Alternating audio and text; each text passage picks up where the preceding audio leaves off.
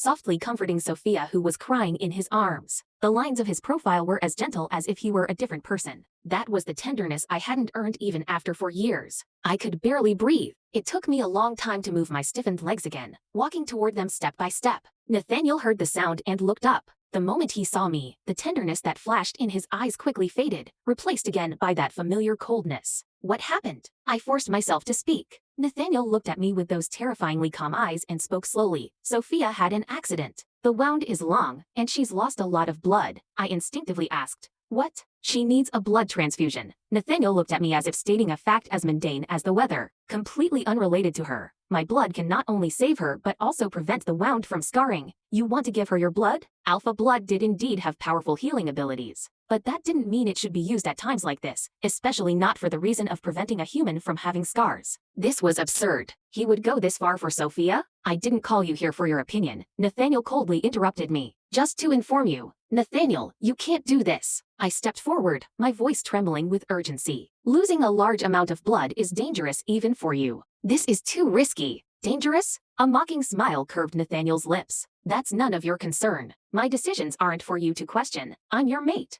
The words burst out, carrying a desperation I hadn't even noticed in myself. Mate? The mockery in his eyes deepened. Remember your place, Amelia? You're just a conveniently suitable arranged marriage partner when I needed one. Now, move aside. I see. So my only value as his mate was to be a silent background prop when told he decided to risk himself for another woman. How ironic. Fine, I stepped back, feeling all the strength drained from my body. Nathaniel released Sophia and helped her sit in a nearby chair. He comforted her with gentle words, then turned and strode toward the treatment room. Just as the door was about to close, I called out, Nathaniel. He stopped and turned to look at me without emotion. For a moment, I wanted to ask him, in these 4 years, did you ever care for me, even for a second? But meeting those cold eyes, I knew the answer would only disappoint me more. In the end, I only said, be safe. His gaze seemed to flicker slightly, but he said nothing in the end. He turned and went to donate blood without hesitation. I finally understood completely. His love for Sophia was profound enough that he would give his precious blood for her. And my 4 years of devotion and waiting were nothing but a joke. In the corridor, I sat on the cold bench. Sophia walked out of the hospital room, wiped away her tears, sat down beside me, and spoke in a gentle tone. I'm sorry for troubling Nathaniel again because of me. You know, when I first learned about you, I was really angry. But he said you were just a tool he used to deal with Alpha William.